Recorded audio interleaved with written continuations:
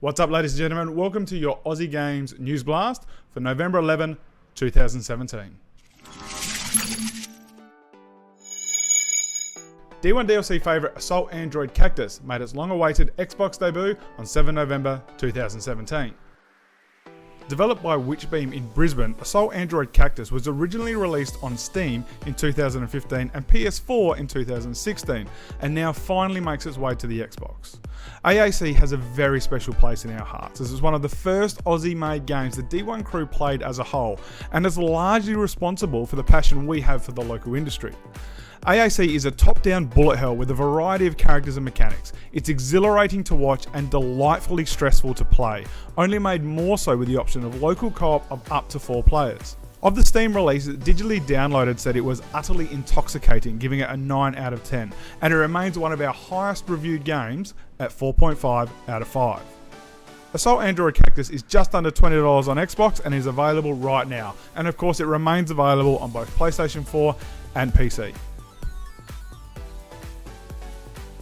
Hand of Fate 2, Defiant Developments follow-up to its critically acclaimed debut title, released on 8 November on PC and PS4.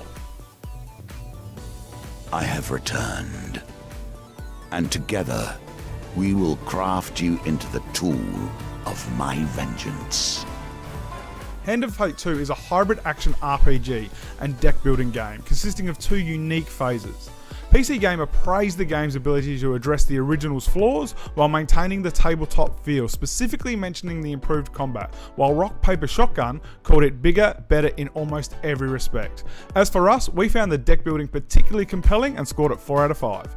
Hand of Fate 2 is available now on Steam and PlayStation 4. The Xbox release has been delayed. We've reached out to Defiant to get a release date, but we haven't heard anything back yet. We'll update you when that news comes to hand. Sydney's Blowfish Studios released Morphite on the Nintendo Switch on the 2nd of November. Morphite is a galaxy exploration game, and the style is immediately reminiscent of No Man's Sky. Players take the role of Mariah Kale and set about exploring to discover plants and animals, battle hostile entities, and unravel a mystery surrounding the rare material Morphite. Player 2 praised the story in Morphite and the excitement of the player character, something sorely missing from the comparative No Man's Sky. Morphite is out now on the Switch and will set you back $15 USD.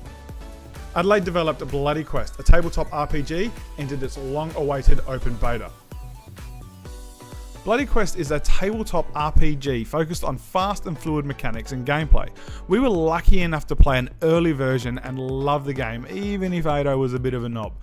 You can download the PDF for free at the link below, but there's an option to give them a bit of a tip, so go on, help a dev out. Earthwork Games from Brisbane released their Tons of Guns update for the award-winning Forts. Well and truly out now, the Tons of Guns multiplayer update gives players access to 2 new tech buildings, 6 new weapons including the incredible Firebeam, and if that wasn't enough, there are also 3 new modes, Truce, Zero Gravity and Rapid Fire, to further customise your games. Forts was originally released in April 2017 and just won an industry award Game of the Year. It's available on Steam for $15 USD. The Rising Dusk Kickstarter launched on 8th of November and is already going gangbusters. Rising Dusk is developed by Studio Stoby and is kind of Australian. Lucas Stoby is an Adelaide native but is currently living in Japan, and Rising Dusk is heavily influenced by Japanese culture. It's a 2D 18-bit side-scrolling platformer with a unique take on coin collecting. The more coins you have, the more difficult the games become, and in some cases can become impossible. With some truly unique gameplay mechanics and a great soundtrack, this is definitely a game worth checking out. If you're not sold yet, there is also a link to the demo on the Kickstarter page. At the time of recording, Rising Dusk is already 25% funded. 2 other quick Kickstarter updates. We mentioned Brief Battles and Desert Child last episode. At the time of this recording, Brief Battles is at 49% of its funding goal, and Desert Child 42%. So get out there, give these indie games some love. They really look like they will be fantastic games. Team Cherry's Hollow Knight has sold over 500,000 copies, and the soundtrack is getting a vinyl release. Last week, Kotaku reported that Hollow Knight has sold over 500,000 copies this year, an incredible figure for any indie game.